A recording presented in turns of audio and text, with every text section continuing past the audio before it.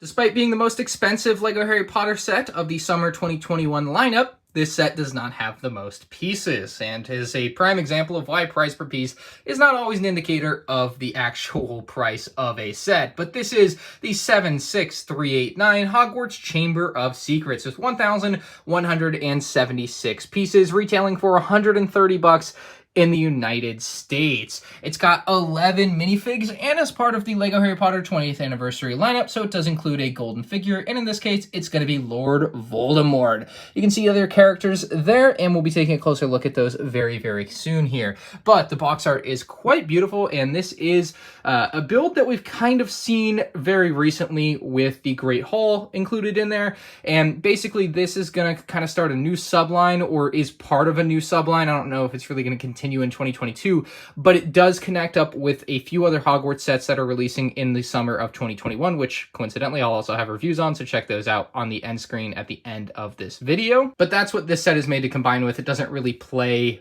well with the existing Hogwarts sets that have come out over the last few years. You can see all the characters on top there just standing around, and then flipping around to the back of the box, you can see some highlights of the build shown off in different squares, and then the entire open back of this Hogwarts set and part of the Great Hall there and everything, just obviously on a smaller scale than what they've been doing recently. And you can see the Chamber of Secrets beneath that, which I think is a great addition to this set, and I think that's going to be a highlight for a lot of people, including that Basilisk there, so we'll get into that stuff. Here is Lord Voldemort. This one, of course, coming in a $130 set, is going to make him substantially rarer than the other figures, which at this time at the most expensive are an $80 set. So I don't know how much this will affect the value of this particular figure later down the line. Maybe he becomes a much more rare figure that a lot of people want, but for now, he's in this $130 set. He looks pretty good. I think he's probably my favorite 20th anniversary figure if I had to pick one as a favorite. Here we have nearly headless Nick with a great print, I might add,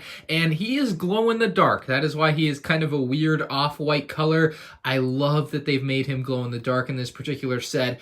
His print looks a little bit faded in my opinion on this particular character, but obviously the glow in the dark is what you're coming for, and if we actually take his hairpiece off, he will have a second facial expression. You can see a much more scared one versus the happier one on the front side. Because it's a lot easier to see here, this is a long exposure shot in a dark room from my iPhone showing you the glow in the dark. Next up we have Tom Riddle, who is an excellent looking character, definitely one of my favorite in this particular set. You can see the hood down on his back, the H on the front of his torso, a little bit of green snuck in there on the tie and around the undershirt. Looks awesome, love the hairpiece, and he's got a much more expressive second face with some anger showing through there. Next up, we have Mr. Gilderoy Lockhart. He probably would have benefited from some leg and waist printing, but nonetheless, a figure that I think most people will find more than adequate. I absolutely love this color of orange mixed with his hair color. I think that's a pretty nice match for him. And with his second face, you can see he is sweating bullets there. He's got a nice drop of sweat going down the side of his face. Love that. Don't see that often on LEGO characters. Albus Dumbledore will without a doubt be a huge draw for this set with his pink robes on. He's got no print down the back of the cape piece, or whatever you want to call that, the leg piece, the dress piece, mostly used for female characters, but in this case used for Dumbledore. The front print is awesome because it translates down almost perfectly there. See a small gap in the print, but nonetheless pretty well done there. And then on the back, if you remove his hairpiece, he actually does have a back print where you can see the back of his hood being folded down behind him, and you can see his second facial expression. The front one is covered up. That's what his face looks like underneath the beard, and unfortunately the beard does cover that up, so it's kind of useless, but it still is there if you care, I guess, or if you somehow lose the beard piece. Mostly children would run into that problem, but it's there, so nice detail. Aurora Sinistra is up next. She, much like Dumbledore, uses the dress piece with no print on the back, but the print on the front is really well done once again, very continuous, but with a small gap. Nonetheless, still looks very good there. She's got her glasses on like Dumbledore, very reminiscent of Dumbledore for a lot of reasons. The back print is nice, shows some folding on the clothing, uses the small indent to indicate a more feminine body type. She's got golden arms with a more orangish torso, so that's kind of a nice difference in color, and then she's also wearing a very nice hat there with the hair molded into the hat piece, which is a little bit different than what you'd usually see. Usually you'd get a hairpiece and a hat piece. This one has both in one. You can see her second face there, but we'll put this back on top of her. Very nice character, all in all, though. This set includes a short leg version of Harry Potter here. Looks great with his Gryffindor outfit, as usual. Nothing really different about him other than his accessories in this particular set, which include the Sword of Gryffindor, which is a beautiful mold. We've had it before a couple times, but I love this sword so much. I so wish they did this with, like, Kylo Ren's lightsaber. This looks incredible. And then he's also got a second face that is perhaps best used with the Basilisk included in the set. And then they also gave him the camera accessory with the big flash accessory attached to the camera piece. Looks really good there. Overall, a great Harry Potter minifigure. Ginny Weasley up next, and she is, in my opinion, nothing to write home about. There's nothing particularly special about this figure.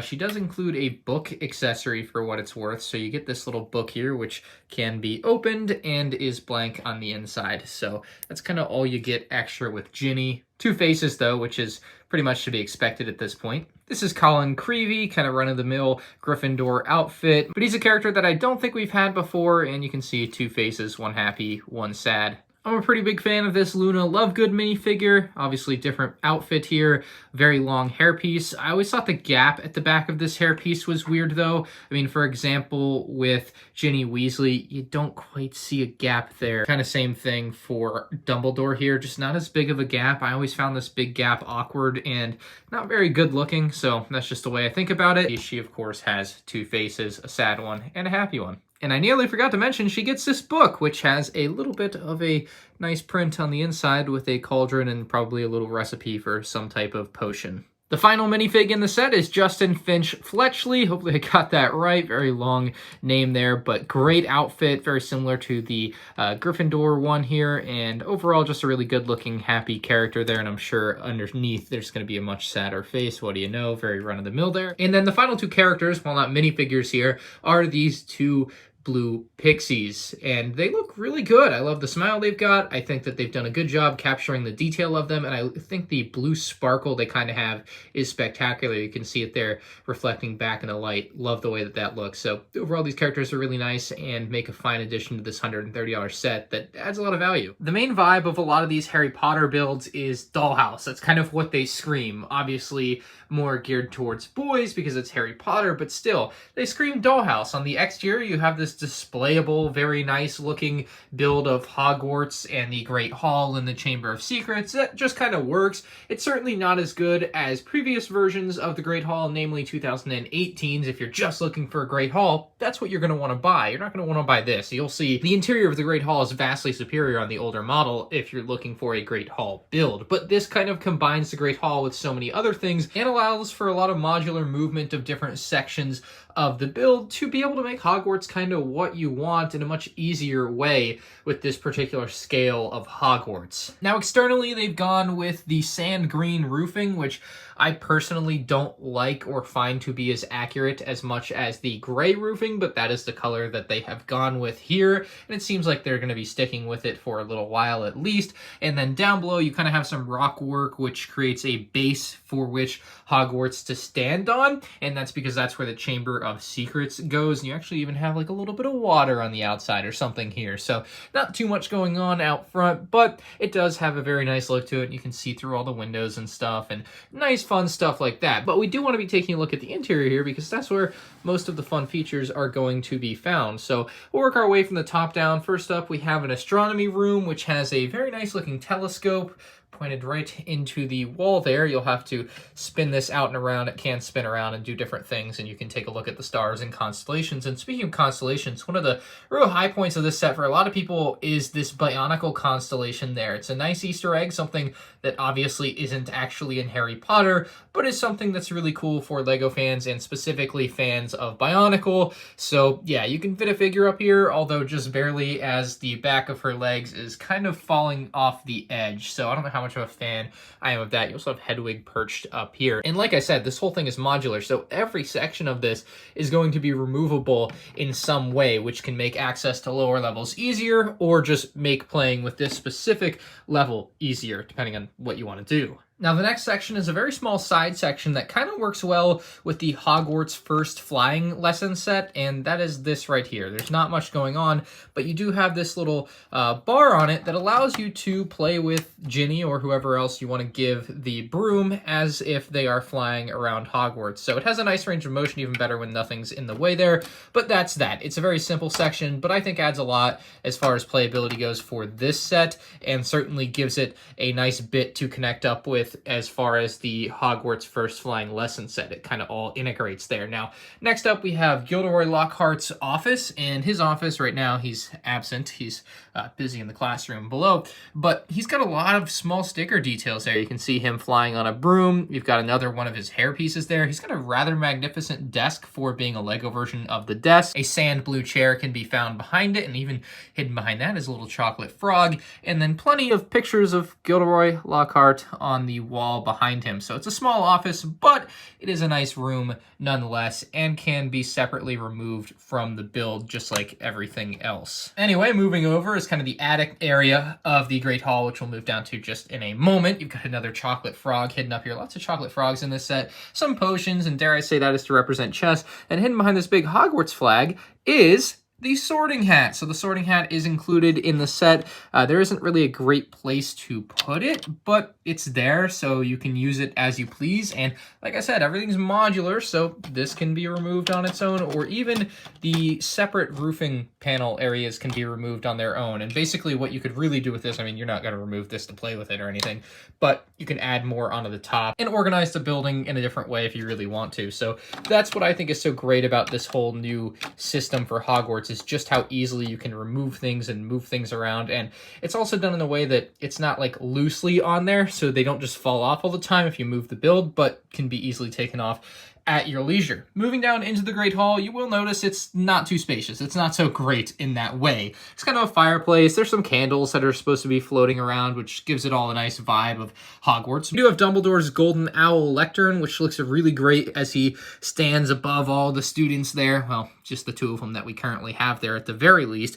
And there's the snake there, and you can actually we'll take Justin here and throw him up on the table. There's a really great feature of the table where you can kind of make a figure flip off the table and go flying. So I think that one's really fun. You can pretend to use a spell to make them go flying, and I think that's really great. There's also some cereal down here, Pixie Puffs and Cheery Owls. Get it? Some good play on words there. And despite their best efforts to add a little bit of extra space, it's still very tight here, and really you're going to want to remove this whole bench if you want to play in this area. They make this all kind of removable so that you can kind of get where you need to be to do whatever you want with this little bit of space. So at least that's well thought out in that respect. I appreciate that bit of movement that you can do. Moving over to the classroom, you can see a beautiful mural. You have a nice picture on the side of a desk there. You've got some candles for light, a pink frog, another potion, and you can see they've kind of summoned, I believe, the blue pixies there, and you've got a couple of desks and chair areas for your students. So that's kind of everything with the main part of the Hogwarts of the build. Now, the rest of it's going to be the Chamber of Secrets underneath that. So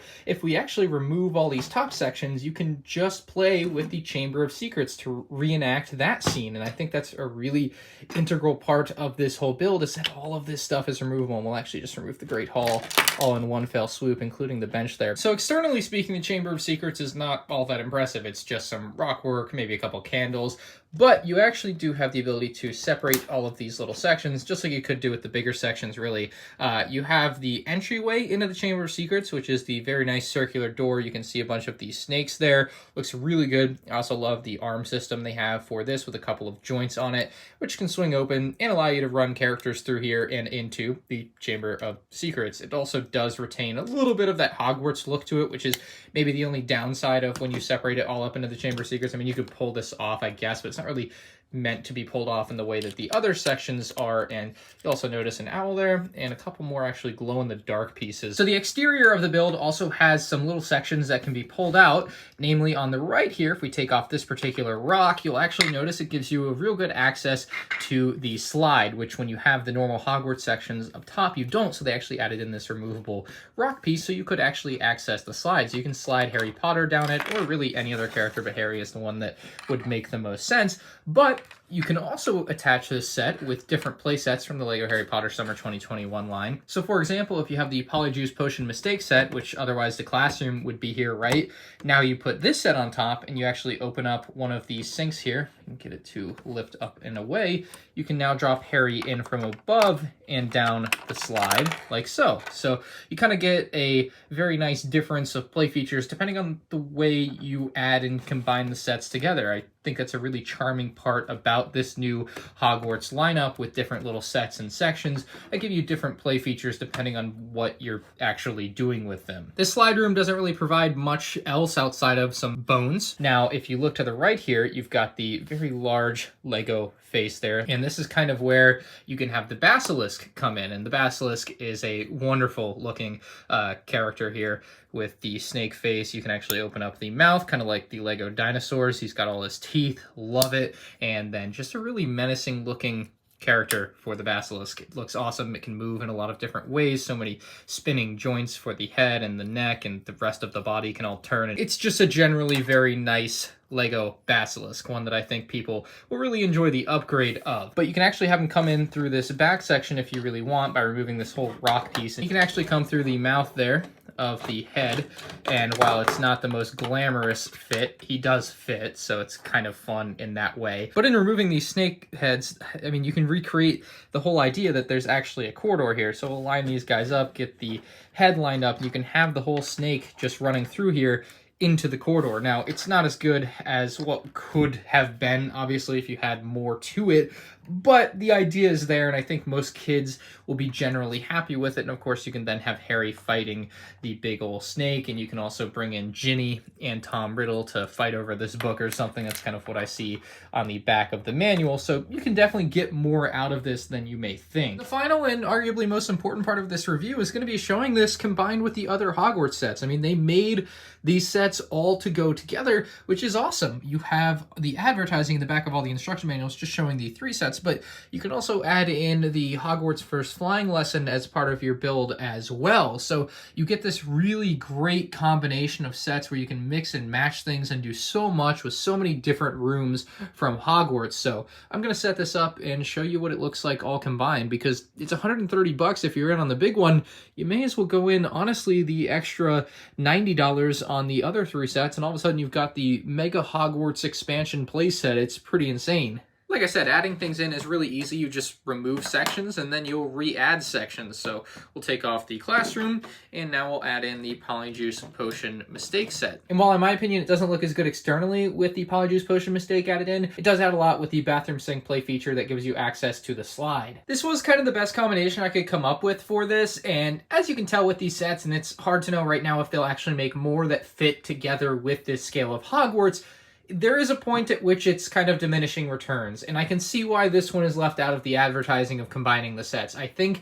combining the sets works really well to a point, and then outside of that it becomes kind of unwieldy. Obviously you couldn't just pick this whole thing up at the same time anyway, but if you're going to play on a big table, maybe it makes sense. So getting all these sets together is great. Maybe putting them all together, probably not the ideal move. For $130, this is kind of the ultimate LEGO Harry Potter playset right now. It's so good, with tons of minifigures. Of course, the exclusive 20th anniversary Voldemort is going to be a big one for people that like collecting those. The Basilisk is absolutely going to get a lot of people in the door, at least looking at this set, because you don't get the Basilisk often. You get 6 wizard cards, and while this is very cost and effective to get wizard cards, it is right now the most wizard cards we get in a LEGO Harry Potter set. And then of course the build and playset functionality of this thing is really second to none. I mean, it really does so much for the playability with what you have on the inside of this build. Now, maybe you can find a better looking Hogwarts, of course. That's definitely gonna be something you can do with some of the other Hogwarts sets like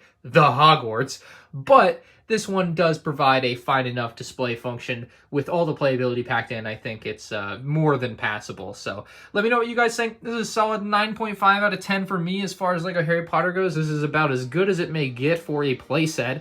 If you guys enjoy the video, make sure you like it. If you're new to the channel, subscribe, and you can check out more LEGO Harry Potter Summer 2021 set reviews on the end screen now. Thanks for watching.